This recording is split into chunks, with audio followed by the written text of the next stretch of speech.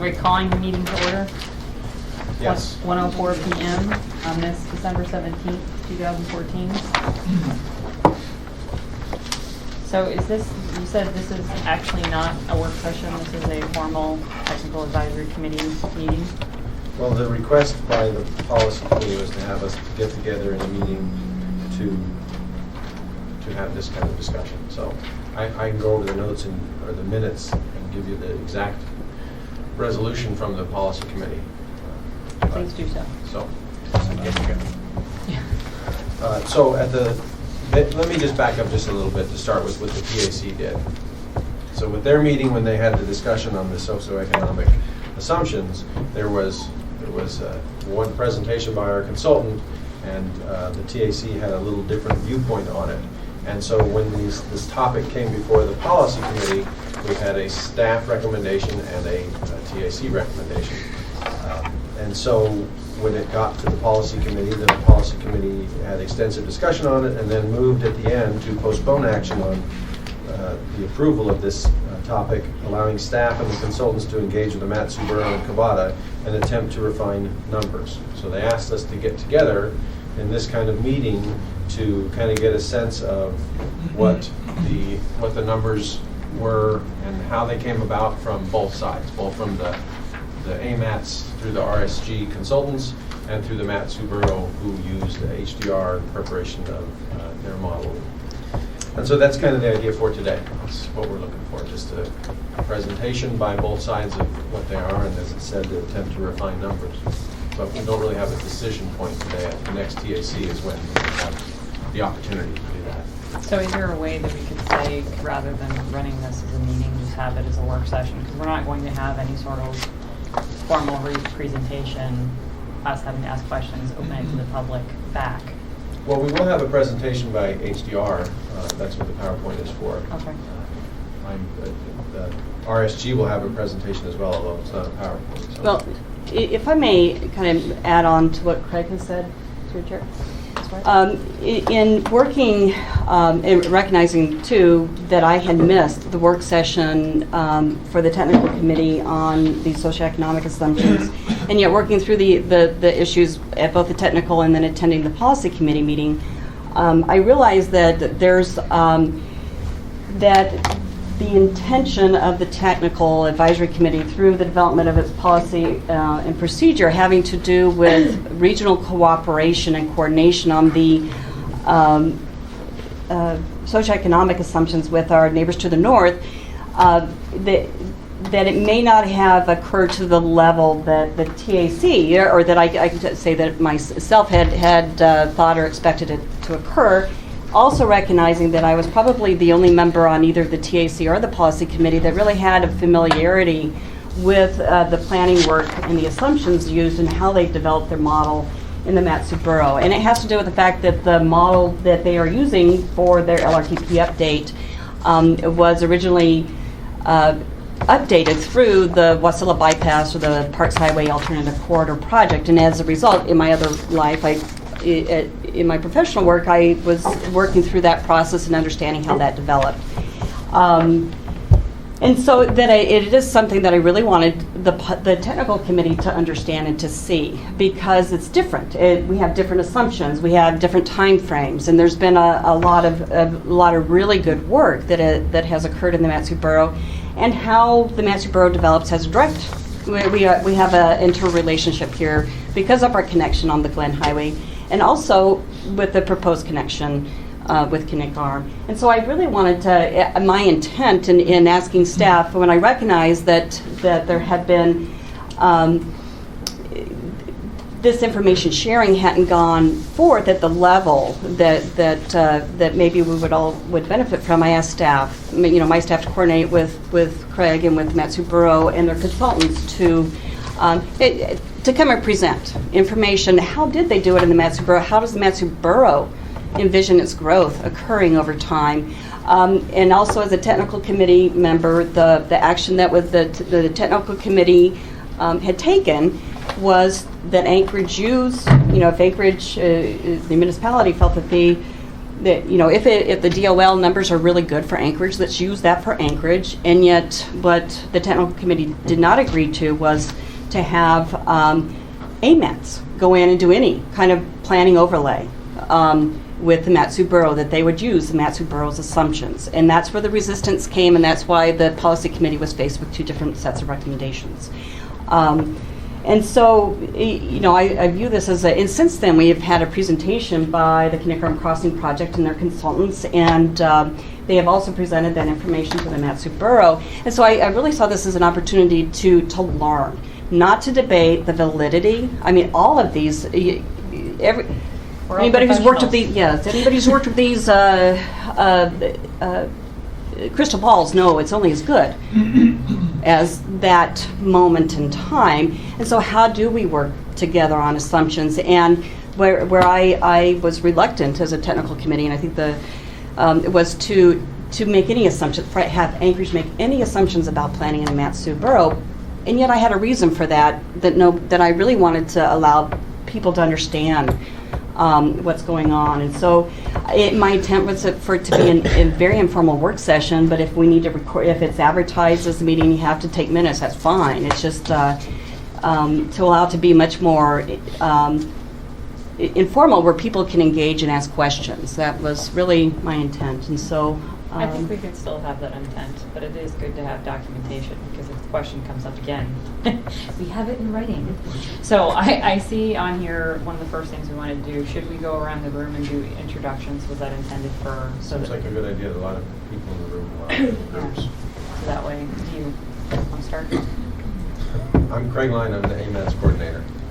I'm Sharon Walsh, I'm the Port Anchorage representative on the Technical Advisory Committee. Tim Steele, somebody. Patrick Flynn, Policy Committee. Jerry Weaver, Community Development Director, TAC member. Jerry Hansen, Project Management Engineer, TAC member. Ken Morton, DOT, TAC member. Jennifer Witt, DOT, TAC member. Stephanie Marmillo, I'm the Municipal Traffic Engineer and also the Chair of the Technical Advisory Committee. I'm Steve Morris, I'm the Health and Human Services Representative on the TAC. I'm Lauren Driscoll, I'm the Chief of Planning for the Matsu Borough. I'm Brad Swartz, I'm the pre-design and engineering manager for Matsu Borough. I'm Judy Doherty, I'm the DOT Director for the Kinnickinnick Crossing. I'm Jeff Perconja, I'm the RSG Consultant Team Project Manager for the AMATS Travel Law Update. I'm Peter McClung, an economist with McElder and RSG. Juan Lee with R&M Consultants. We're on the project team with Jeff and Delaware for the Eldon Model. Gary Katzian, Kelson and Associates.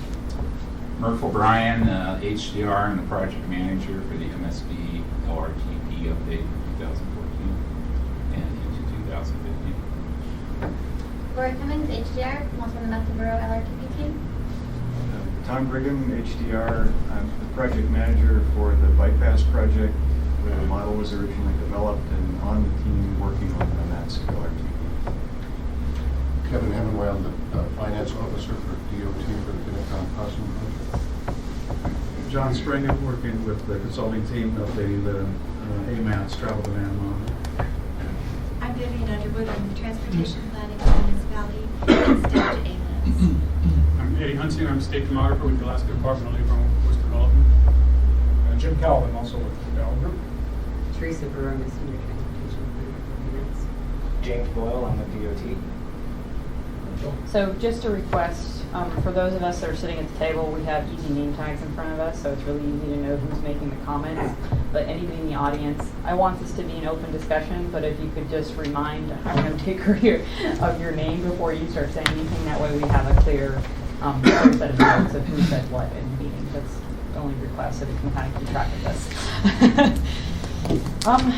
You want to go ahead and... So first would be Jeff, right? Jeff Perconja, with the status of the AMATS Travel Demand Model. Thanks, Craig. I'll stand up so I can project my voice a little more. So as Craig already mentioned, I've been asked to give you a status report. The history has already been remarked on here, which is that the travel model update started last summer and was currently scheduled to be completed by June 2015. The milestone that brings us into this discussion was the approval by the policy committee of the socioeconomic projections for use in the AMATS travel model and the AMATS planning process for its next MTP update. So, as you know, the reason we're having this discussion is that there needs to be some, mutual understanding of the estimates and comfort on your behalf. And so we are on hold now. So the main status report is that from the project perspective, almost all tasks are on hold except for those that are absolutely critical no matter what we decide to do with the socioeconomic projections. So that means also that the schedule will necessarily elongate because the milestone date and the critical path proceeding from the adoption of those projections has already passed. And so we, of course, will be prepared to work with your staff to rescope the schedule as necessary, depending on the conclusions that this group reaches. There may be budgetary implications as well as schedule implications and trade-offs amongst some of the previously scoped tasks to invest more analytic time in socioeconomic projections. You folks have previously been given both written reports and presentation materials that specify both the method and the results of the socioeconomic estimates for both base and future years that our team prepared, though except for a minor tweak to one base year number that was arrived at because of some of the TAS level allocation work that was started before we went on to hold. That all remains the same. So I had not intended to repeat that, but we have those materials available in presentation form if folks have questions.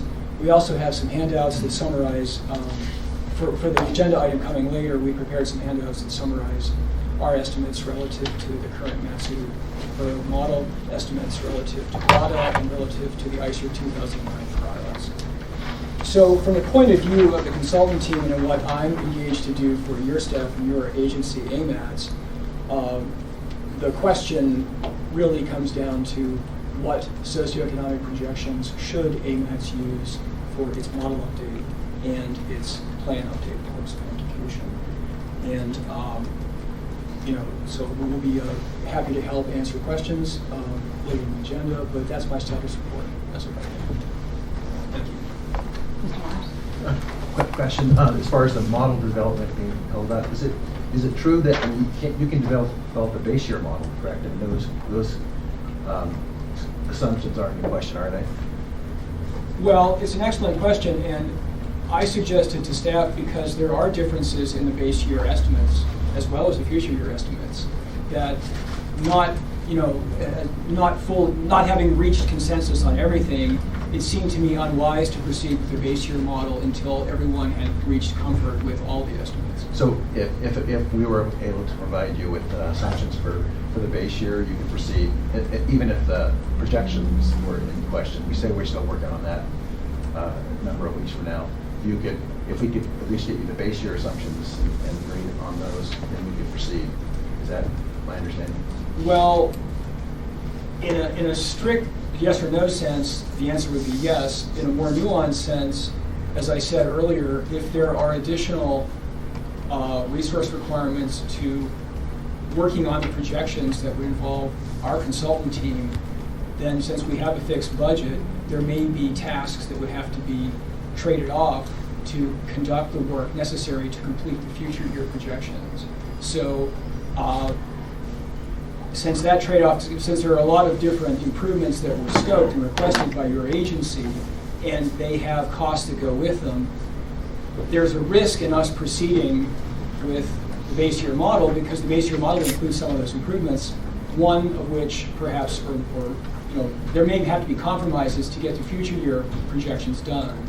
So in my discussion with staff, it seemed wiser to see if we could reach closure first before proceeding with anything, because we might spend money that we actually wanted to have on some feature that is really important. Does that answer your question? I think so, yeah. Any questions for him?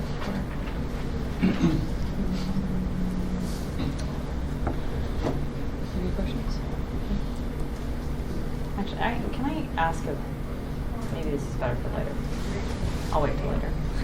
I'll write it down. Well, I guess This is, and when I came to the TAC, like I said, I came in the tail end of the finalization of the previous MTP, and now we're in the process of updating the model and working towards our next MTP. And I guess being a traffic engineer, I have done some macro scale modeling. Most of mine is kind of micro when I'm looking at things. And looking at AMATS and how we're doing our modeling, I guess, and how it connects to the borough. I guess I kind of want to get a better understanding of how we're addressing that and how we are doing this connection, because we are two separate entities. I know that we eventually are supposed to be working towards having a regional transportation group, but I kind of see us as, yes, we have AMATS, yes, we have the Matsu Borough, and right now we are only connected by one thing, the Glen Highway, kind of, we have a point at which once you get past the point, you're considered the Matsu Borough, the other way, you're us. And I guess in the model, are we really only, I guess I'm not understanding previously and now whether or not we're actually trying to go further into the Matsu Borough with the AMATS model, or are we pretty much just saying, once you hit this point, you're considered within AMATS, and then we're letting all of the origin destination assumptions and everything else that we know, take control of where those people, once they come into AMATS, where they're going? Sure, it's a good question. I'll give my answer, and the AMATS staff may want to elaborate, but from an analytic viewpoint, if you look at the observed data, the household survey data, the travel patterns and things like that, for example, roughly 30% of work trips originating in the Matsu Valley area are destined for Anchorage. So it's clear analytically that travel patterns in the entire region, including Matsu Valley, Anchorage Bowl, and Juliet River, are all interconnected in many ways. Mm-hmm. And so even strictly from the point of view of Anchorage planning purposes, our recommendation as modelers would be to internalize all of the major origins and destinations in the actual model structure, because then you get both explicit model treatment of trip distribution, meaning where people are coming from and going to, and you get a response to different possible socioeconomic developments in the future, so that the model is capable of responding to a different array of inputs, because in 4 more years after the next full plan adoption, AMATS will have to update the plan again. And the socioeconomic inputs will change, of course, because of that 4 years of experience on the ground. And so you get even looking at it strictly from, if you say we're really planning only for areas within the Anchorage Bowl, it's still, in our opinion, a better model if it internalizes all of the main travel in the whole region. And so the model is enlarging its geographic scope to include the Matsu Valley, just as Matsu Borough's current model includes the Anchorage area because of the same travel pattern dynamics.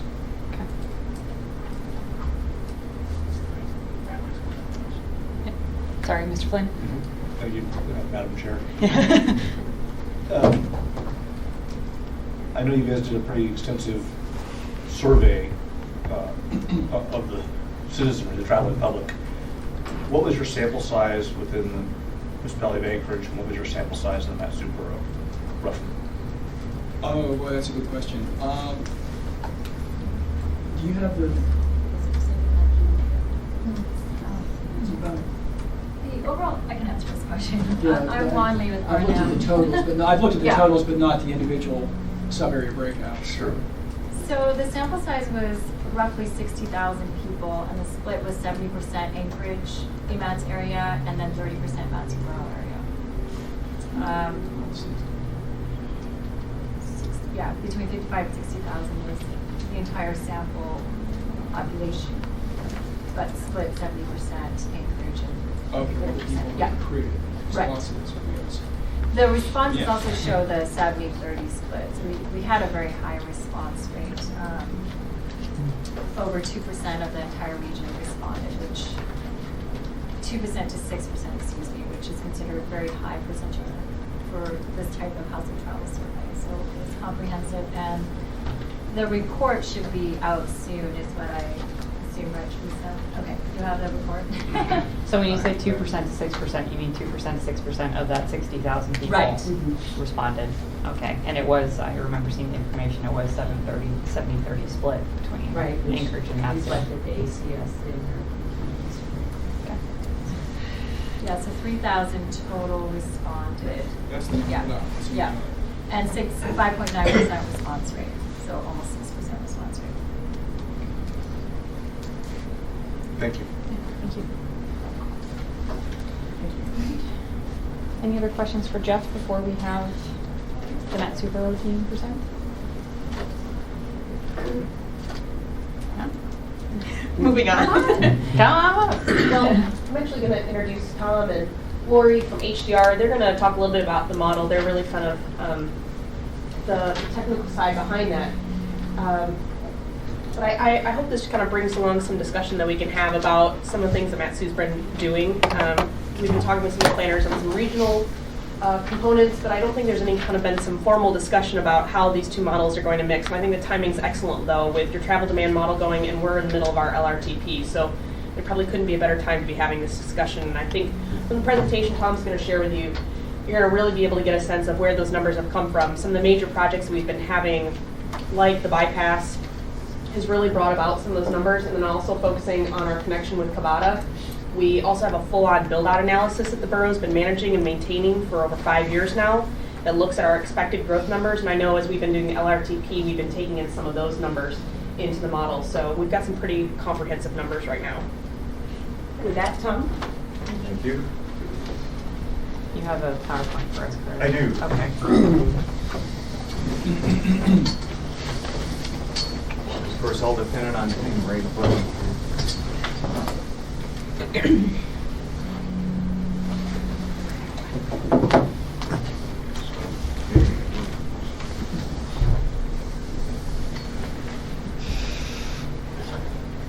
Okay, so what I'm going to do, or would ask to do, is really just talk about the work we did for the Matsu Borough and the state of Alaska, initially on the Wasilla Bypass project, which you may be aware of. It's the idea of a highway bypass south of Wasilla to basically take through Parks Highway traffic off the Parks Highway and route it. It would start around Seward Meridian Highway, it would head to the south, it would then join back up with the Parks Highway in the vicinity of Big Lake Road. And our analysis showed that it would be expensive, but it would do the job. It would reduce traffic on the Parks Highway in Wasilla and probably preclude the need for 6-laning the highway through town, which would be a problem in a number of ways, as I'm sure you can appreciate. Anyway, so I'll just sit down and proceed. What I'll talk about is the background of how we developed the Matsu part of the traffic model. It's been a unified model, as I think most everyone's aware, for some time, since the days of the Highway to Highway project. And what has typically happened in the past is that AMATS would update the Anchorage part of the model, Matsu would update the Matsu part of the model, and speaking for Matsu at least, we would simply take whatever the latest and greatest in Anchorage was and use that. That as the Anchorage part of the unified model. And so I'll talk a little bit about how we developed the Matsu side of the model, and kind of in the background here is we've simply used whatever the latest on the AMATS side was as to populate that part of the model. So our objectives, and this is a bit of a mix of the bypass project and the Matsu LRTP because it's essentially the same models being used for both. We did a more intensive development process with the bypass, the model for the bypass, because we knew it would be used then subsequently for the LRTP. If we're only doing work for the bypass, we probably wouldn't have invested as much time and effort into it because really what you're testing is, you know, what would the bypass accomplish? Would it pull enough traffic off the Parks Highway to make it worth doing? It was very much a focus on that corridor and not on the entire MSP. But when we began the LRTP work, what we discovered, you know, we tested and we're quite happy that from the point of view of did it replicate traffic well throughout the Mat-Su borough, the answer was yes. It certainly did a good job for that. We were able then to just move ahead and apply this to the Mat-Su LRTP work. So these are objectives primarily for the bypass project, the Parks Highway Alternative Corridor. That project, as of Monday, is essentially complete. We had our last steering committee meeting. We updated the Mat-Su Borough Transcad model. It's based on primarily on the 2010 census numbers, 2035 target year. As those of you who followed growth in the Mat-Su know, the growth in Kinnick Fairview along Kinnick Goose Bay Road has been really significant. And it is sort of driving the transportation train to some extent, and the need for road expansion in the valley. So what you see is that a significant part of the population growth in the last decade plus in Mat-Su Borough has been in the Western Valley, while most of the jobs are still in the Eastern Valley and, of course, in Anchorage. So the key elements of the work we did were really what are the rates of household employment growth? And at the time, the best source of that was the regional ICER model that I think a lot of folks are familiar with if you've worked in the area. And then, especially for the borough, we didn't do any prediction for Anchorage, but so where will the new households and jobs be located? There is a very light touch in the borough, as I think you're aware, in terms of planning and zoning. And so the free market pretty much determines where new houses go. We assumed a set of additional roads that would be in place in 2035, the base case set, and I'll show you those in a moment. And we simply used the latest AMATS piece of the model for the Anchorage side. So I'll try to go through these relatively quickly, but to just kind of give you an idea of the depth that we went to develop the data. In terms of 2010 households, we basically used 2010 census data and then the Mat-Su Borough tax records to focus in a little bit. We used GIS to join the tax data and the Mat-Su Borough's parcel data set, which gave us a much better picture of the actual number of residential units that were in each TAZ. So we took the household size from the 2010 census and produced a population estimate of 79,280 in 2010, which compared really well to the Department of Labor's estimate at the time. 2010 employment. This was a lot more difficult because as those of you who worked with this data, I think, probably know, the census does a great job, and you have lots of data for population. You really don't have anything for employment. It tells you, is this person employed? It tells you where the employed people live. It doesn't really tell you where the jobs are or where they go to work. So we used Department of Labor unemployment insurance records, which the Department of Transportation was able to get. They're confidential. We weren't able to share them, of course. We used them confidentially. And the American Community Survey data. And I'll show you the total. We had 41,300 employed residents, but only 25,700 work in the borough.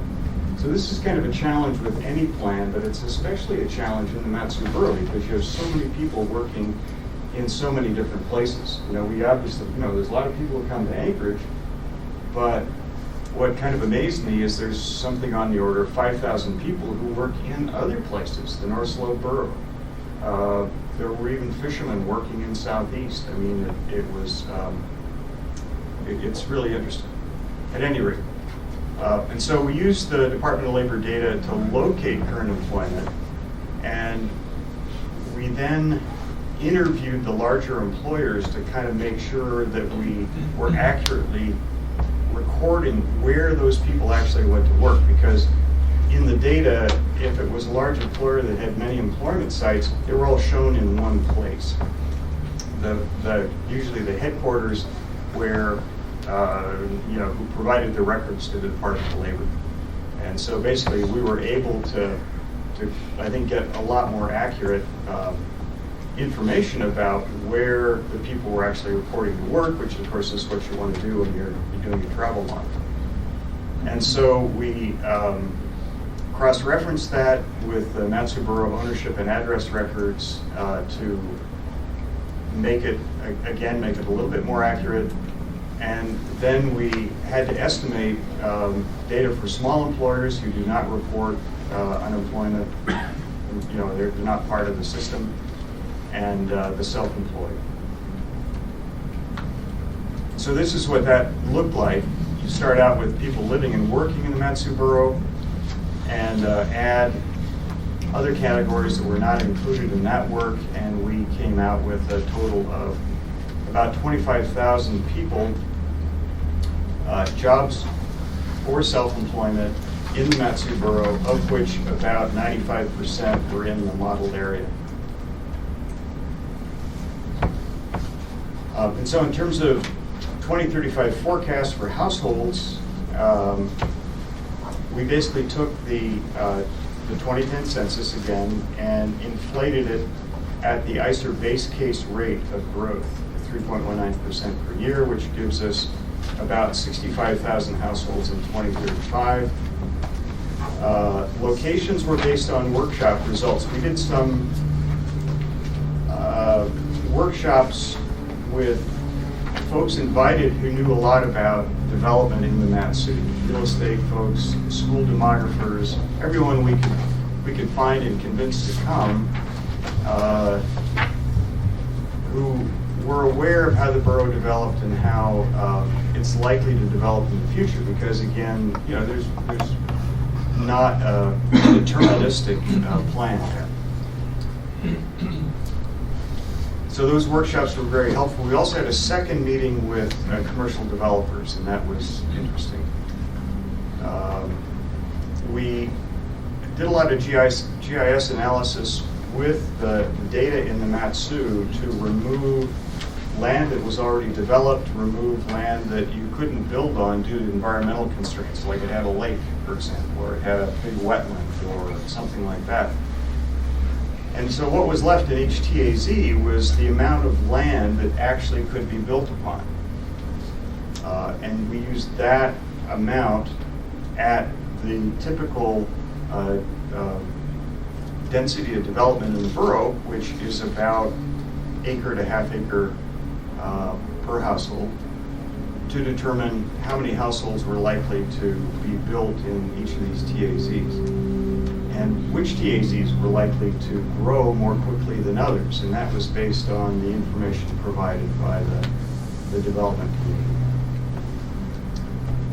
And in all of these cases, we worked with the Matsu Borough staff and asked staff to review what we've done, agree that it looked good to them. So here's an example of one of the outcomes of the workshop we did, primarily on residential development. And it was really kind of interesting because a lot of the folks who've worked in the borough developing things know where the water is good, where it's not good, because you're sinking wells in most cases here, so you have to be able to sink a well and actually get, ideally hit water, and everything else. And so it was a sort of a huge mind meld of sort of local knowledge, and everyone sort of a joint view of what the future was going to look like to this assembled group. And if I mean, Tom, and one of the reasons that was such a critical part of the analysis is because there is not zoning for most of the borough. I mean, the cities have some, there is some areas where they're, like the port area, et cetera, but that was a critical component to the development of the assumptions because without zoning, we don't know if it's going to be residential or commercial. Okay, thanks. What also helped to validate those numbers was that those assumptions or those recommendations come from those different developers also jive with our build-out analysis. So our build-out analysis is a GIS model built over many types of data layers to take into consideration the attributes in which you can use to build and develop. So steep slopes are taken out, water, kind of many of the same things Tom was talking about for this model. But then much of our historical data was put into that, and those two jived almost identically. So it was a really good verification process. And it also kind of identified, I think, Tom, you may have mentioned it, which areas were likely to develop sooner as opposed to later because of those attributes. Okay. Right. So for employment, we again used the ISO base case mid-range rate of growth that got us to 48,000 jobs roughly in 2035. And again, future employment locations were based on results of a couple of workshops, additional data. The commercial developers were really very helpful because, you know, they were predicting which nodes would tend to grow more quickly than others between now and 2035. And we further sort of divided all the employment data into the various stick categories, mining, construction, retail, and everything. And that was, I think, you know, initially we were wondering whether it was going to be worth the time, but in the end I think it really was, because when you look at a particular kind of employment, it's much easier to really say, well, yeah, we can predict where, say, the healthcare jobs are likely to be in the borough. You know, there's a hospital, there's kind of a nexus developing there, and so on. So here's employment 2035. You see the effect of the Kinnick Crossing. There's a large sort of commercial development area near the port. And, Just the red one down there? Correct. Yeah. As well as growth along the Parks Highway and down Kinnick Bay Road, and in the traditional sort of employment centers of Palmer and Westhill. Okay, I'm not going to talk about these. These are the base case projects that Matsu Borough, DOT, and the cities all agreed were very likely to be built by 2035. So they become part of the roadway network, even though they are not there now. I'm sorry, I had to step out of the room for a minute to ask a couple questions about the jobs data. Yes, certainly. So, you need to back a couple of slides there. Yeah. So, what I think I heard you say earlier was that you had some 2010 Department of Labor data to help populate where you expect, where employment was currently. Is that yes. Okay. And the ICER numbers for the projection were promulgated in, was it 08? We didn't use the earlier ICER numbers. We used the 2010 census number, since it's a more recent number, but we used the ICER growth rate from 2010 to get us to 2035. Okay. And how did, part of the reason for this discussion is there's some divergence between the ICER growth rate and the Department of Labor growth rate. What is the variance, roughly, or do you recall? About 20% in terms of population in the borough in 2035. Does that translate into job numbers as well, or is that a different path? We didn't really examine that.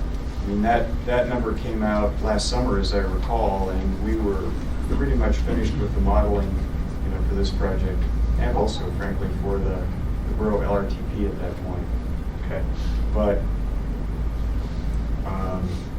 yeah, and I haven't really examined or thought about employment, but just in terms of population, the difference is about 20% lower.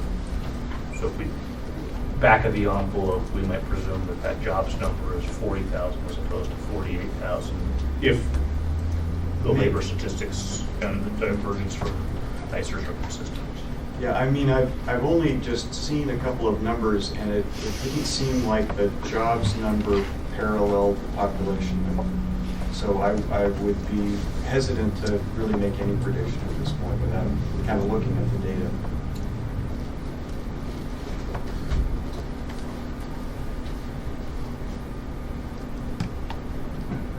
So I'll go through this quickly. This isn't really the point of this meeting, but the model results, of course, run with 2035 population and employment, the current road network, plus all these base case projects. And what we were testing with a bypass was obviously with a bypass and without a bypass. And here's 2009 existing. Everything looks okay, except sort of the middle of Wasilla, and we all know Goose Bay Road is pretty congested, the northern end of it. This is what it would look like in 2035, not good. And this is what it looks like with a bypass. So we were able to answer the question of, well, if you add the bypass, does that help the Parks Highway? You know, and you can see, yep, it sure does. There are still a lot of problems that the borough will be addressing in the LRTP, which is what to do about with the Department of Transportation, which is, for example, what to do about Goose Bay Road and the Palmer-Wasilla Highway, the two biggest pieces of red here. And so we then took that and did a break-even analysis, which you know, I felt was really quite interesting, is that if you build the bypass, or if you expand the Parks Highway, do either of those really pan out? You know, are they worth it? Is it worth the investment? Do you have a benefit-cost ratio that's above 1? And those questions, you know, they're asked of some projects. They're not really asked of all projects. But the department did want to ask the question in this case, and I think it's an interesting analysis.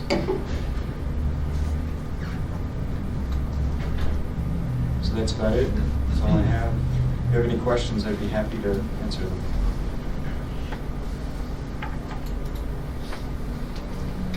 There may be some, and actually just Tom had mentioned that this Wasilla bypass project on the planning side is finished, and I think it's pretty significant what the final agreement is, and for those who are planners would really appreciate this because of the commitment and the realization at both the borough and the city of Wasilla level that to be able to move forward with this Wasilla bypass when in an environment where there is no funding to go out there and secure the corridor, that they are willing to really look at their policies and land use development policies and set-asides to work with the dedication of a corridor through platting and planning processes, recognizing that there is going to need to be, funding ultimately to purchase the right-of-way. But it's been widely recognized that if that corridor isn't preserved soon, then we will forever have the Parks Highway through Wasilla. I mean, that's kind of the realization. Even those people that out in the Wasilla area that are most potentially impacted by this corridor get it. I mean, they recognize, even though they might be personally impacted, that there needs to be some level of commitment for another facility. And so it's because of my familiarity with the in-depth analyses that was done through this large area. I mean, the Matsu Borough is the size of West Virginia, and the entire Anchorage bowl would fit very neatly in between Palmer and Wasilla. It gives you an order of magnitude of how huge that area is. And so to be able to advance planning, and Lawrence mentioned their build-out analysis, I mean, they're looking is it 50 or 100 years ahead? 100. So that really doing some very good analyses in the borough, because they have all of that land, to make sure that they secure what is already public land for those purposes that will be for public use, for schools and for fire stations and libraries and those kinds of things. And so, but this is, if it hadn't been for the Westlaw Bypass project and for their subsequent LRTP, I know that even I at DOT would not have been as engaged in it or aware of the level of planning that has occurred in the Mat-Su borough. And I also understand that that as the planning staff is working together on a quarterly or whatever basis, that they proposed, maybe a three-way working agreement. But those are some things that could be talked about. But it is, and also the testing that happened with HDR, because that was my big concern on the other side was, you're not messing with Anchorage, are you? Because that would have been of concern. And actually they were able to calibrate the model such that it really well reflected what Anchorage's model was saying for the MTP for the large facilities, which are really important, mainly the Glen Highway. And so that is That leads us to the next spot. I'm sorry, if I could just add kind of one other thing to this discussion. I think one of the things that we've really learned about the borough in the last 5 or so years as we've been doing a lot of these models is the growth that we're experiencing, where that growth is going to go, isn't going to change drastically. It's really about how quickly those things happen. It's a given. And I'm gonna stick my foot in there and talk about the bridge for a minute. There's always, I think since the moment I got to Alaska, there's been a bridge, without bridge scenario discussion. And we at the borough, since the moment that Cabot has become realistic, we consider with bridge. And that's the way the planning department heads through that. And, whether the bridge does or does not happen, that still doesn't mean that KGB isn't going to develop. It is literally a living version of like a Pac-Man game, just chomping down that road. And it either happens in 50 years, or it happens in 100 years, or it happens in 25. That's the question that we ask ourselves. But whether that road needs to be upgraded, whether it needs 4 lanes, those questions, they still need to be on our LRTP priority list. And the development of, relieving some of the pressure on the Palmer-Wasilla Highway still needs to happen. All these pieces are there. So, one of the reasons that we particularly use the ICER numbers in the past when kind of going back and forth between Department of Labor or ICER is ICER was a bit more event-driven. So when looking at that, and I know that's been acknowledged in some of these documents, for the borough it made sense. We were looking at that event as a time catalyst for what was going to be a priority for us. But if you take that out of the scenario, it still doesn't change the growth pattern within the borough or those actions. So it's just about a timing event. So people are kind of wondering, well, how does that integrate with Anchorage? We're still going to have people coming back and forth to work. So that's not going to change. And where they're going in the borough. Thanks very much for the president. I think I agree with all the distribution of households and employment. It seems like you've got that nailed. It seems to me like what's fundamental though is that ICER growth weighted 3.2% for households and 2.8% for employment. Those assumptions were made, 2009? I can remember with ICER. Yeah. It's been a long time. A lot of things have changed. And it seems like, and I'm just making a guess, I don't think that that's probably realistic anymore. I think that the growth rates are going to be slower given the economic climate. And I think that's what's driving these differences. And I just wanted your opinions on that. Yeah, I guess one of the questions to dovetail with what you're asking, looking at this really, the base assumption differences is that this time around, previously we were using the ICER data, but in this update of the MTP, with having to go with the most recent, calling for the most recent projections available to us, those for us now, at this time, the most recent ones available to us are the Department of Labor and Workforce projections. And so there are differences, and I guess my question in following up on this, and it's a question I've had, is I've heard, and these are just always things that are hearsay, is that that ICER data may not be updated again in the future. So the next time, I guess, you're going through the process of your LRTP, and if you're anything like, it's not something that you just put on a shelf. You have to go back and update it every 4 years. So when you go and update your projections in another 4 years, there's the likelihood that you're probably also going to need to shift to the Department of Labor and Workforce because those are going to be the most recent projections available to you. If that were so to happen, and I think, I talked to a few people about this week. I think there's a desire to have some coordination between these numbers, but there is Anchorage's numbers and there are our numbers. And we're going specifically with this model. I've heard this phrase tossed out a lot in the last few weeks is, most recent numbers, most recent numbers. It's a lot easier to get most recent numbers for Anchorage. You guys are a big city and the numbers are getting taken very differently. We plan for this huge area. Getting the most current numbers is very difficult. We went with these numbers and this model, particularly for this LRTP, because there was so much emphasis put into all those details. It really gave it a much more complete number. So if you were to ask what is the most complete and relevant, it really was that model. We could pull current numbers right now and they still wouldn't be nearly as complete as those numbers are because of that data and that background that was put into really knowing what our employment was like and our population and those types of things, and having the decennial census in there. So, I definitely think in 4 years, we're gonna have to go and see if that model is correct. And, if we're gonna need to update that. And the other piece is really the whole economic component. That really has happened in literally the last 4 months. The oil barrel price has changed dramatically, and we've been at the LRTP for almost a year now. So, we just talked with our consultants a few days ago and said, we might have to go back and revise our priority list because, honestly, that's one of the reasons why we do this. Our LRTP is looking 20 years from now. And as Jennifer said, our crystal ball is only so clear, and I feel this way as a traffic engineer. I'm like, I give you plus or minus 100% on certain days, that you can only see so good. But in that 20-year time frame, you're going to update this 5 different times. You got another opportunity. Every time we do this, so really, as we're looking at these numbers, I'm trying to kind of grasp the gravity, I guess, of our differences and see how we can address them, because I don't think anybody in this room thinks that we need to match exactly. That's the point. We have different priorities for different areas for looking at things. Obviously, we are connected and we are areas of influence with each other. We have those overlapping areas of influence.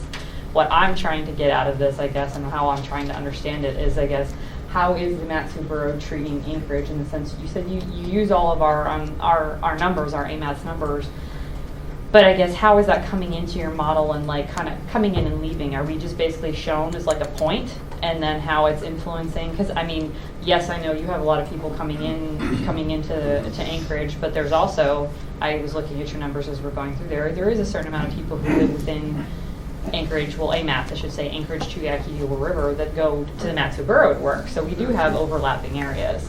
I guess, how is the model, the Matsu Borough model, treating Anchorage so that you're using our numbers as we update them? It's basically, it's a big consolidated model.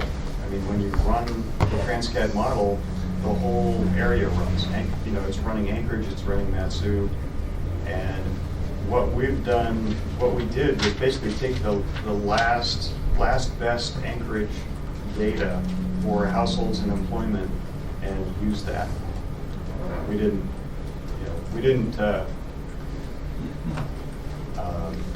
worry too much about how current was it. Because each plan is being updated roughly every 5 years, and so sure, the next time around, once this work is done, you'll have a better estimate. And the same a few years from now in Matsu. But it's one great big integrated model. Okay. So you just kind of take our model. We take the employment and population by TAZ for the Anchorage side, and we don't do anything to it. We just use it. From what year? 2010? I'm sorry? You used 2010 data then? Is that what I heard you say? We just used whatever, I don't recall. We just used whatever the latest Anchorage work was. For example, if we were to do an update of this model next year, we'd use the result of the work that's going on right now, because it would be finished. We'd have new, I may have revised the TAZ pattern, we'd have new data and be ready to do that. And I think there's actually uses the model that Anchorage used for its most recent NTP update. It's 45 years old, right? Mm-hmm. And I guess that calls into question. The discomfort I had already voiced was and again, it gets back to, I don't really understand the need for AMATS to have data beyond the Glen Highway and beyond the Knickerham Crossing. Why does Anchorage need to have, and the proposal that was given to us was just to take the Matsu Borough's numbers and just, the way I recall, is to reduce them based on the lower growth rates projected by DOL. And that I wasn't comfortable with because of the work. I mean, it's the Matsu Borough that knows. I mean, doing a wholesale cut across doesn't make sense because some of those areas are clearly going to develop sooner than earlier. It's a different data set than what we're getting from the Department of Labor. We need to have a reasonable justification for where it is. If we ask the question and we don't have an answer, what is the job growth differential between what ICE predicted in 2009 and what the Department of Labor and Workforce Development predicted this year? We don't have that answer. If the answer, I mean, sure. So to say, well, we're going to take 2009 data and a rate of job growth that we have demonstrated is inaccurate, then we better have a better answer than, well, we'll just take that number because that's the best we can do. That's not defensible. But actually, if I may speak from the technical committee where this was debated, it was for AMATS to do planning for the Matsu Borough, saying that I'm not asking AMATS to do planning for the Matsu Borough. I'm asking for a good number. That would be, that's a good question to get that information. So, I appreciate, by the way, that the Matsu Borough is doing a much more comprehensive job of planning.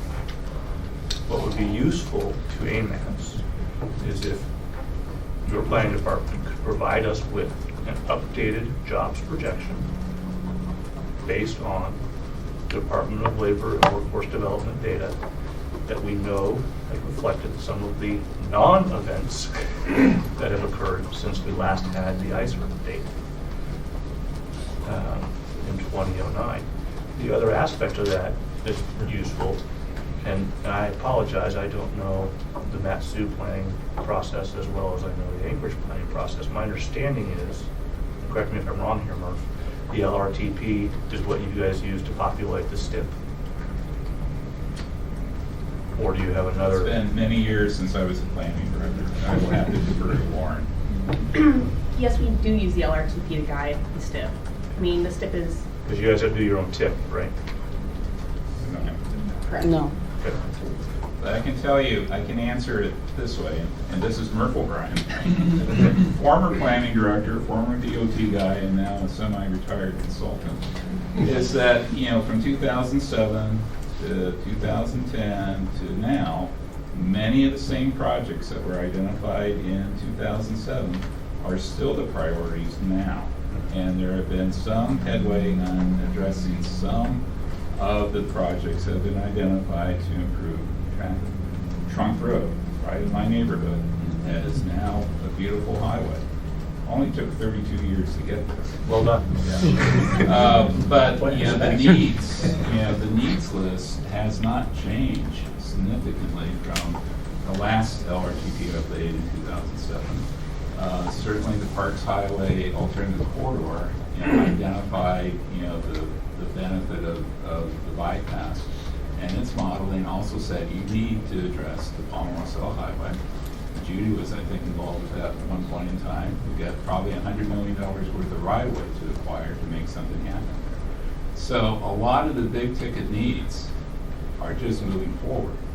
And the question that's facing us is, you know, not the fact that they're congested, because they are, is how are we going to fund the improvements? Well, I guess your question, Mr. Flynn, about those numbers and the difference between those numbers, you have a consulting staff that should be able to get those for you, the difference between those. I mean... And I have a technical advisory committee that doesn't want to listen to my consulting staff. Well, I mean, I apologize if that's how I came across. Or not, you asked a simple question about the difference between two sets of numbers. I mean, we can get those for you, but then it's up to you guys to decide what, if you want one set of numbers or not. Yeah. I mean, I think one of the things I talked about with Craig on the phone this week is I didn't really want to come and debate whether our numbers were better or worse or which ones are better, best for you guys. I mean, we know, and I kind of made clear why we're using this set of numbers. And I fully respect why you guys are going to make the choice you're going to. If there's some desire from DOT or from AMATS to have a greater collaboration on traffic modeling, then I think that's probably another conversation to have. But at this point in these two projects, maybe these two projects are a catalyst for the next go around in 4 to 5 years that we have this discussion, we're better prepared for it. But at this point, we're over halfway through our LRTP process and going with this model. I'm not asking you to reset your LRTP. You are correct, though. The next round, we better be better coordinated, because this is getting kind of embarrassing, frankly. We can't get our act together. Yeah, and one of the questions I had, I mean, in looking at this, I mean, we're connected, we're areas of influence, and the differences in our numbers, we do have some differences in our base, but they're definitely more similar. Where we're really starting to differ is in the long-term projections, really. And as I'm looking at this and asking myself, is this something that should keep me up at night when I'm looking at this in the areas of, and as you said, the projects that have been identified as the needs in the short term, I don't think that the differences in the numbers and our models of what's being shown in Matsuburgo and Anchorage are going to have any impact in what we're saying that our project priorities are within our Metropolitan Transportation Plan or within your LRTP. I really don't think that our differences are going to change those, because those corridors that are having problems now, they're going to continue to have problems. We've acknowledged that. It's the funding. To me, as I was sitting there thinking, my thinking times at the gym, and as I was at the gym thinking about this, was really looking at when we go through this MTP, it's going to be looking at those financial assumptions and where we're going to have our short term, our long term, and our illustrative list, which is probably going to get much bigger.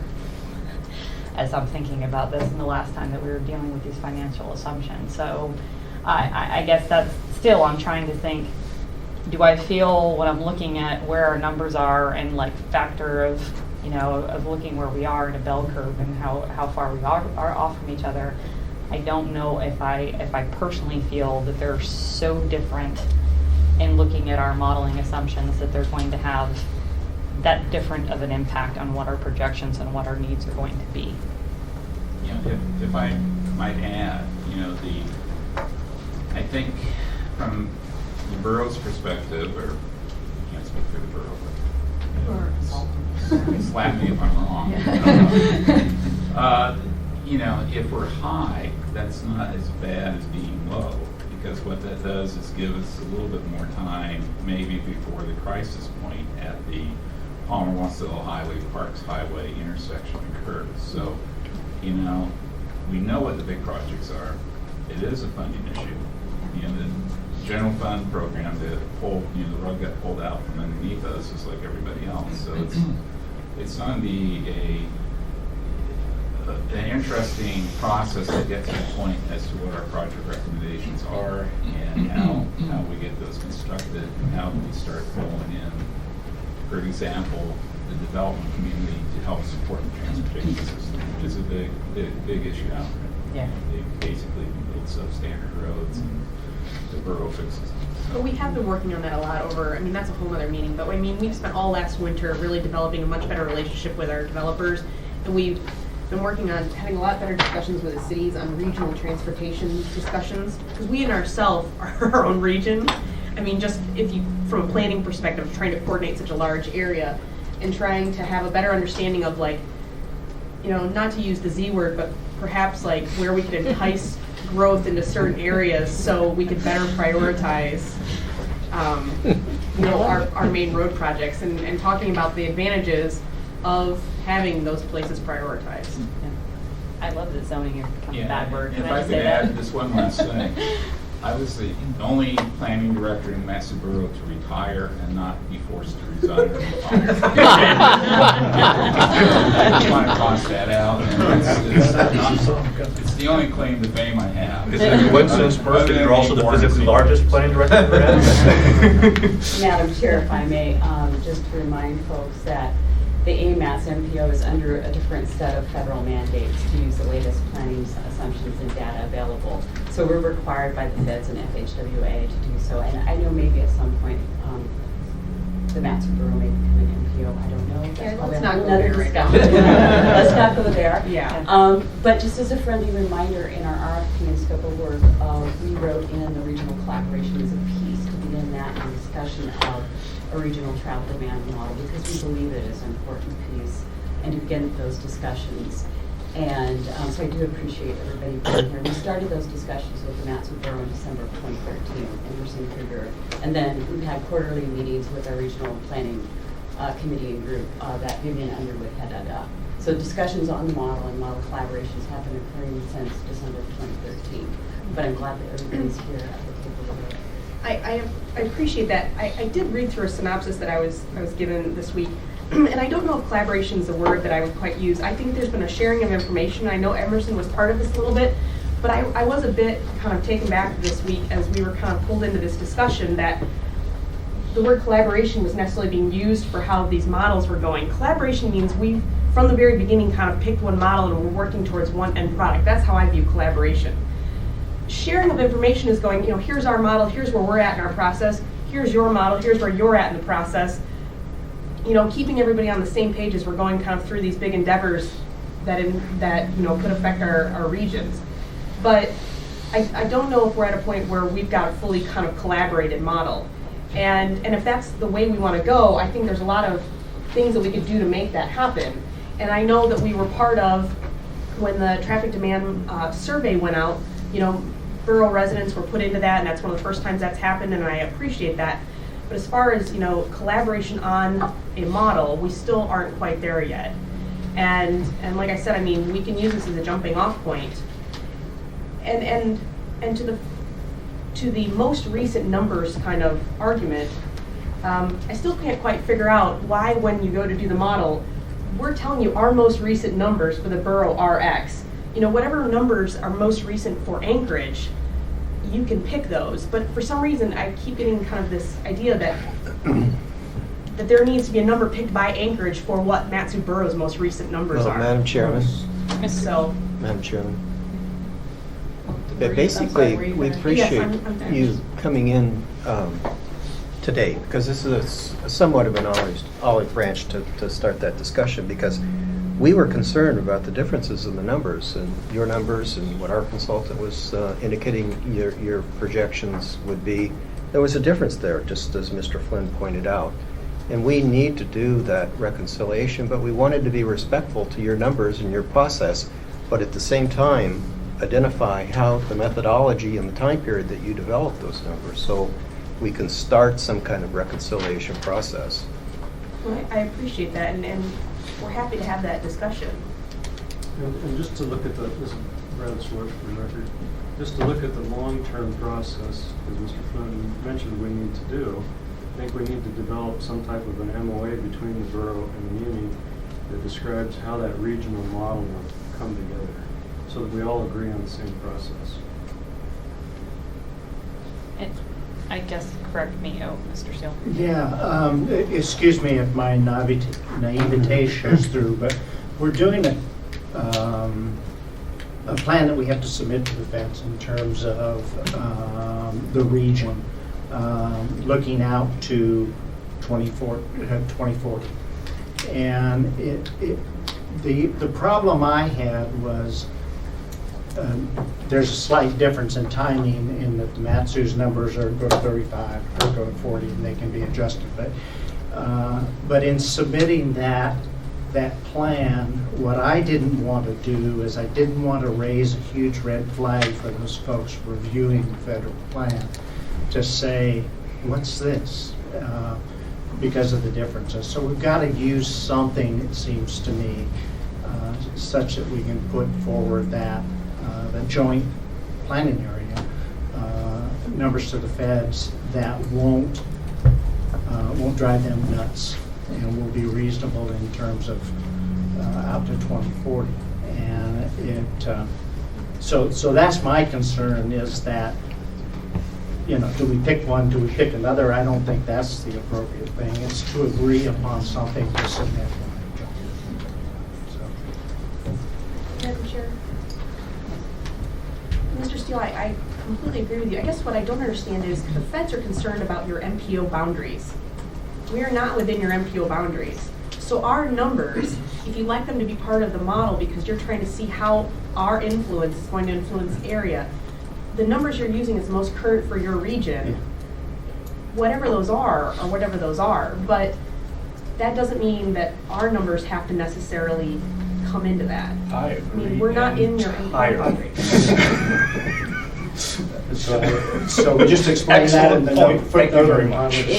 Well, if I may, I just say, something I was going to bring up, and I know that this has brought up before, I know that it has not been, I don't want to say it hasn't been federally mandated, but I know that there has been a discussion of a regional transportation authority, I mean, in having a joint, but AMATS is not it.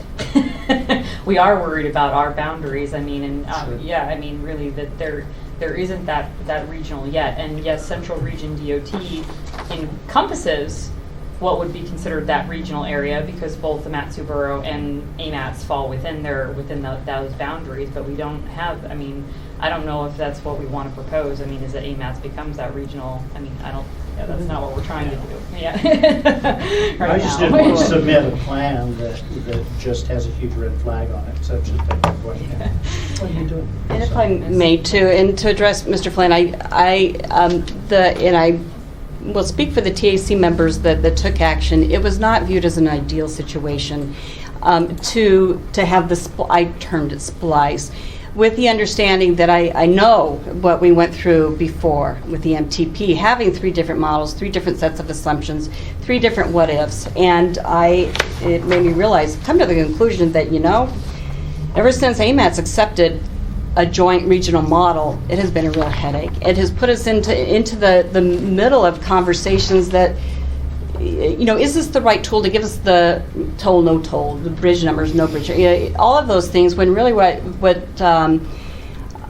we need to know is what is the impact on Anchorage from the development of the valley, and that's soon to be from 2 points. And so it was not ideal. We recognized that they were different. We wanted to know what the differences were because, when Lance had sent out to the technical committee a table that shows based on, recognizing different base years, but the differences in the projections between DOL and ICER, and even the base year is quite a bit different in some areas, and I don't understand that. How is it that the aggregate numbers are so different for DOL and as reflected in RSG's numbers than what ICER or what the Matsu has or what the Connecticut Crossing used, and so or what AMATS had before. So there's a lot of questions, but the reluctance I sense from the and I actually said that I can explain a splice, recognizing that the numbers from the borough may be high on that connection into Anchorage, better than I can say that Anchorage is going to assume for its planning purposes, and that there is 20%, or I think it was 20,000 people fewer in 2040 than what Matsu is assuming in 2035, without that collaboration occurring. And that's where, I had thought that I had realized then that it was my fault for not pushing this a little bit more because of my familiarity with what's been going on in the Matsu Borough. And so I didn't mean, I didn't mean to dish you at all on the question that you're asking, but I think it's important to understand, the differences. And I think it was Mr. Springham mentioned before that all of us, I think statewide, have relied very heavily on ICER's data that was regularly updated every 2 years. Everybody could tap into it. That hasn't happened, and so I think that is something I think Mr. Spring and the consultant team and Teresa had recommended that we start looking, the municipality, looking at using, and then AMATS in turn, perhaps the DOL numbers, but I think understanding the differences is important. That's all I wanted to get to. I could live with this splice as a DOT person because it is DOT's facilities that are most greatly affected. And that's all I meant by that. Well, here's why this is important. And this is something I think Mr. Steele will appreciate probably more than most of the people in the room. If we make excess assumptions of growth in the Matsu Borough, it's fine for the LRTP up there because obviously the projects don't change that much. Within Anchorage, we have a more dynamic transportation network and the focus tends to be a little more internal. And I think specifically for a little road not too far from where Mr. Steele lives, which is in desperate need of funding. And if we are diverting funding to manage growth that isn't going to occur to the detriment of Spenard Road, then we're perhaps negatively impacting a portion of our citizenry unfairly.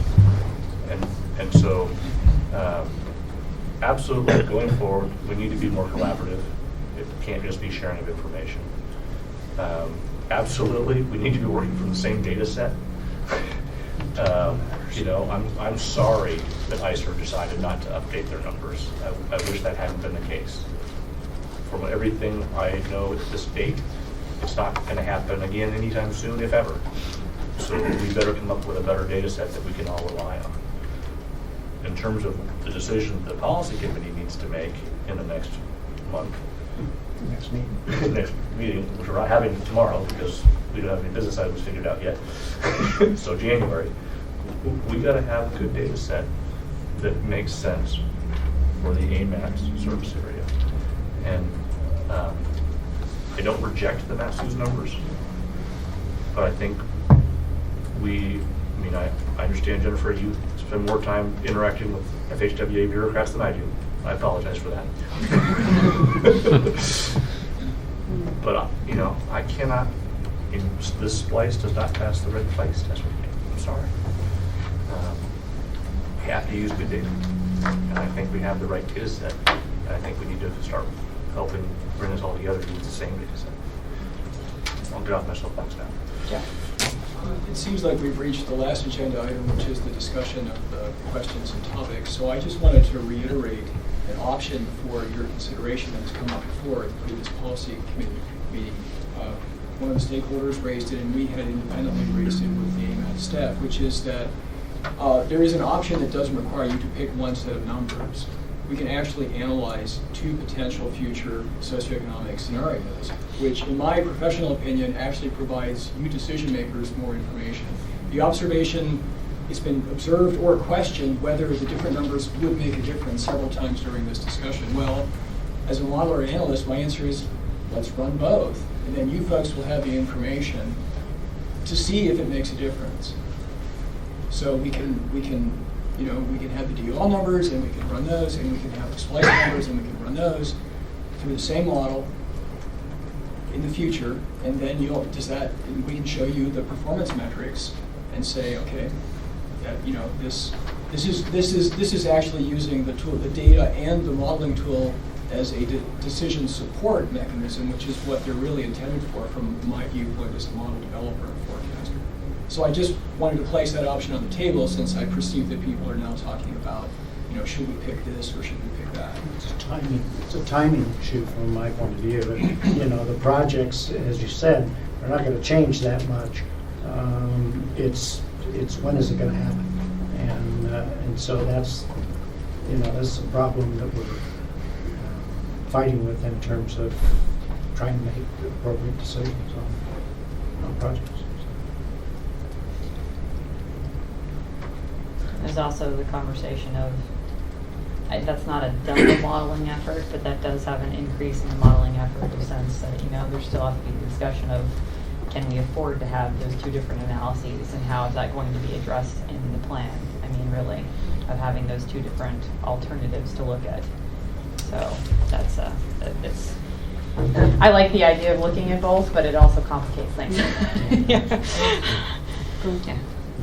Just a couple of thoughts. The issue of what does it take to comply with the federal regulations, that is entirely an AMATS issue, obviously. And we will leave that to the AMATS staff and their consultants to determine that. Speaking to Mr. Flynn's issue, kind of the what difference does it make issue, I'd suggest the answer there really is very little. The Glen Highway will have a little bit more traffic if you use Matsu's population and employment numbers, not that much. And as you get further away from where the Glen Highway comes in at Anchorage, the effect will be even more diminished. terms of population, employment, and traffic, Anchorage really, you know, this is its own world. And AMATS doesn't, I mean, not AMATS, MATSU doesn't really affect it that much. The problem with that, the problem with that is it does put an impact on our system, whether it's expending money for an additional lane on the Glen, or if those numbers were truly real, of expediting the need for improvements of intersections in the municipality. We really need to have a real good understanding of those numbers. And again, like I said, we wanted to be respectful of your numbers and just didn't arbitrarily dismiss them from our modeling. So we have a full understanding now from you being here today as your methodology, the resources that you used, and the age of those data. So there's a difference, and we have to somehow reconcile it. But my point was that if you ran the model with both sets of, you know, a lower MATSU number and a higher MATSU number, the net effect on the street network in Anchorage would not be very great. That's my professional, off the cuff. What's our budget this year? 30 million bucks. Well, actually, I'd say our CIP and STIP and everything else are already projected for the next several years. So this is more looking even. Southbound bridge. If I may also make a suggestion to go back, it was something that the technical committee had talked about but did not act on, and that was the possibility of coming into an agreement on the externals, the numbers that are coming into Anchorage and impacting Anchorage's numbers. And those are, right now, we have very, very good historical data on the growth on the Glen Highway, and then we have very recently presented information about the updated assumptions for the Knickerham Crossing and what those impacts may be. I mean, that could be another alternative, because you're right, we do need to know those. If we're overestimating those impacts, then it could, as Ms. Weaver mentioned, it could mean something different. And yet it's really the numbers that are coming into Anchorage, and if we have very good data on that, because we have very good directional data, that could be another way to allow Anchorage and AMATS to focus its model update really on understanding, you know, once they cross that boundary, where are they traveling to? And I think that's going to be well informed by the household travel survey, by including the MATSU. I mean, that's another possibility that could be explored. But the I'm not, as an AMATS member, I'm not really sure of the benefit of having the Anchorage model overlay any of the planning assumptions in the MATSU Borough. I can see taking that number on the Glen Highway that's projected right now and looking at it at a way of possibly reducing that forecasted number based on a lower, and using that number as a control total perhaps for our scenarios. And yet I kind of put that out there since it's really, you know, the impacts of the bridge are going to be both Anchorage and MATSU. It's going to be different, directionally different. And but I throw that out there as consideration for the technical committee and for the policy members to think about as well. I mean, it just seems like to me that we wouldn't want to go that direction. I mean, how do you analyze the Knickerham Crossing? Because we don't have any externals there now. How do you project that? I mean, I think that is the tool that we need, and we've got it. I mean, it makes sense. It's nice to know where the people in MATSU are going, you know, in Anchorage and vice versa. And I just think at this point, I think we need to reconcile the socioeconomic data and have a model that at least, and I don't think if we use different assumptions in the MATSU that we're necessarily begrudging any of the work that was done in the MATSU Valley. And I just think that it's 6 months later, things have changed, and what seems most reasonable to us, and I think that's the way we should go. I mean, if the fiscal climate is different, and it was different a year ago, and 2 years before, and I just think we were supposed to use the latest planning assumptions, and I think that we need to take a hard look at just the fact that MATSU data is maybe a year old, and it's quite stale if it's a year old. That's my sense.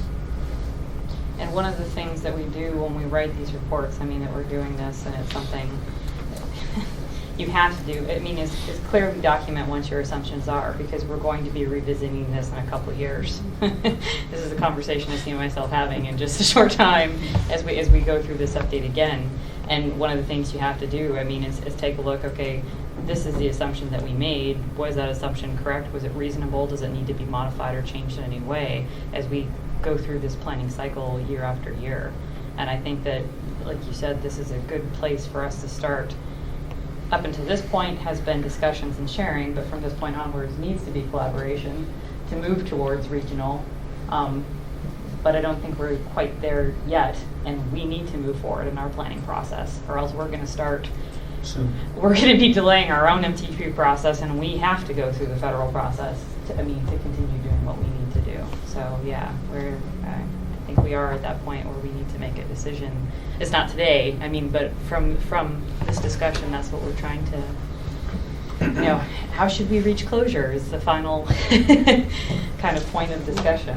So I guess that question there, what does closure look like, and what are our options? Those are some of the things we've been discussing here. It looks like the options are either taking the MAT Super Arrows projections and kind of splicing, which was kind of a previous recommendation, using the RSG numbers, which are based on the Department of Labor and Workforce numbers, using externals, or even using the MAT Super Arrows and looking at the percentage decrease as the externals. So we have a number of options that we can consider, and we just clearly need to document those assumptions and really have a justified reason that we can straight face tell FHWA why we made that assumption and what we're moving forward with.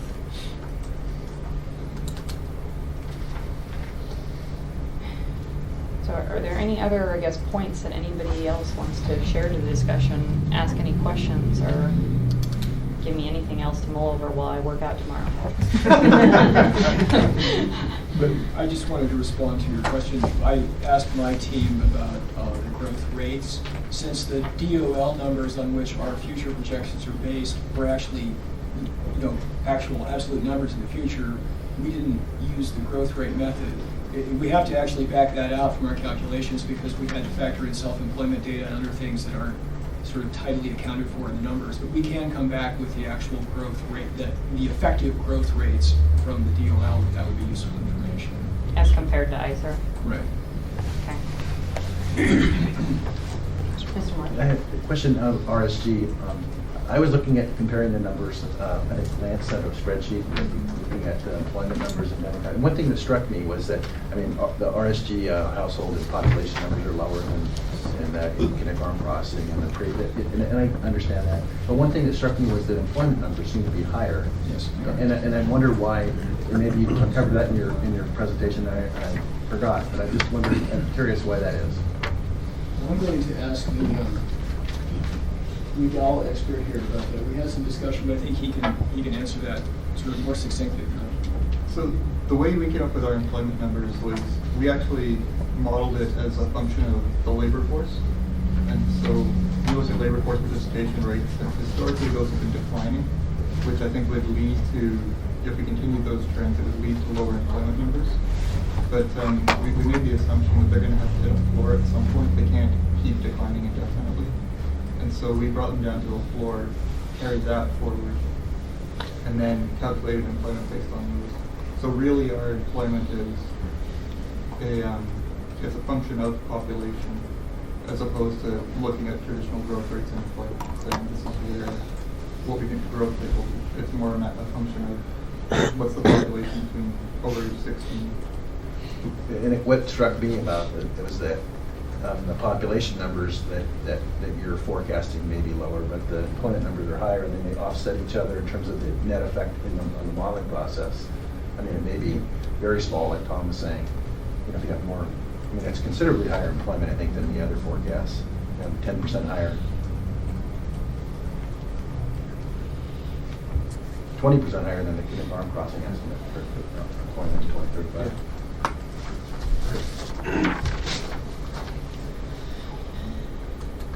Any other questions or comments for the good of the order? Well, Mr. Steele? just one little comment or question, I suppose.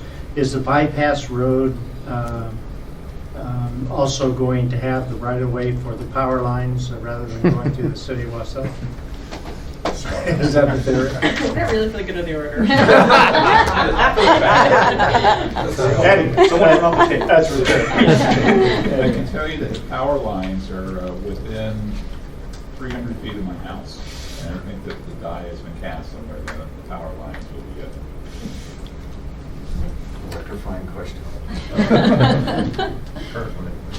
Craig, did you have something? Well, I was just going to suggest that it would probably be a good idea for us to schedule a work session after the first of the year for the TAC to finalize, so that when the TAC meets, we can have a recommendation. Yeah, because We when can our, bring 10-ounce gloves. well, our TAC meeting is the 8th. Because the first falls on a Thursday, so the second Thursday is the 8th, so it'd have to be Very early. the 4th, well, 5th, the 6th, and the 7th. That's pretty early. Yeah. But that was, I mean, either that or we're going to have to delay it another month. Yeah. And It seems like we need a work session on this to really talk it out. Well, Madam Chairman, in advance of that, how much effort would it take to model the additional 20,000 trips? I'm sorry? How much additional effort would it take to model the 20,000 trips? We're talking 2035, the difference between... To do the sensitivity analysis idea? Well, we have to complete my proposal was predicated on updating the entire model first. So we would be ready to do that until fairly late in the schedule. So, in other words, I'm sorry, I can't, we don't have a model that's been updated. So I can't do that until I have an updated, I would prefer not to do that until I have an updated model. Well, I guess the question, I don't mean to speak for you, Jerry, but it's a question of what level of effort would it be to do that sensitivity analysis? I mean, how much extra Oh, I'm sorry, I thought you would it meant be? you were hoping to have an answer for Jim. Both good. Okay. I should have been more clear. Yeah. Well, I think that the main workload would be to make sure that we have all the test level distributions. So. Quick word for me to do that, yeah. Yeah. So. Well, somehow we're going to have to reconcile, as I said earlier. We're just going to have to reconcile it somehow. Our number with an asterisk.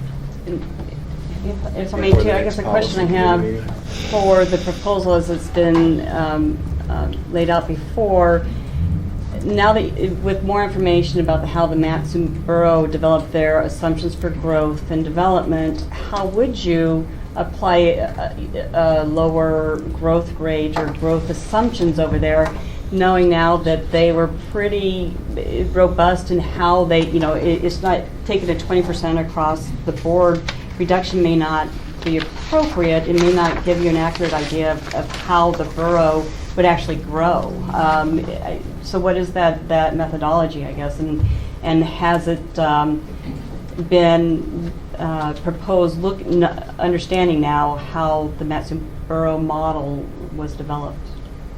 Well, I think it's an excellent question, but the answer is in our minds so far, pretty much the answer of applying the distribution that we would have applied anyway. And just to repeat this, we had always proposed to use the actual spatial distribution of employment and jobs at the TAC level that MSB has developed, because as you saw, a lot of homework went into thinking about where things would go. You also heard, just to verify what Tom said, that the ICER growth rates were applied across the board and then the distribution was made.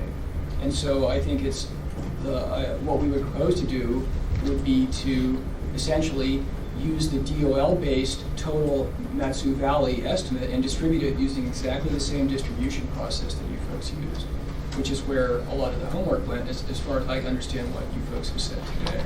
So essentially what you're saying is you're swapping out growth rates? Yeah.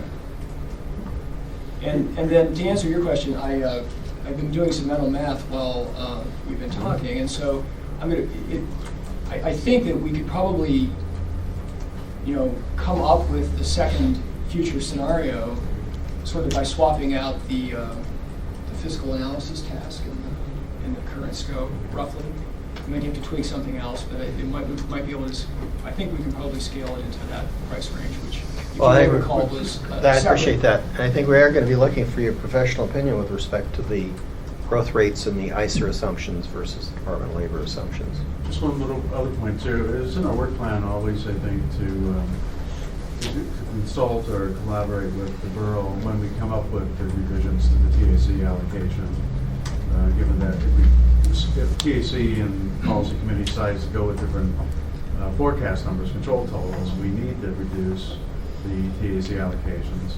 Like Jeff said, we were planning to do this linear reduction, but we wanted to go back and meet with MSB staff, look at the maps, make sure we didn't make any fatal flaws in our assumptions. From what I know about modeling and the involvement that I've had with it before, those TAZs have a greater impact on where the distributions are, what's actually on those roads, and so what the forecasted needs are going to be, even more so than some minor changes in volumes. If you don't have those TAZs and the origin destinations actually properly programmed, that's going to have the greater impact on your overall model.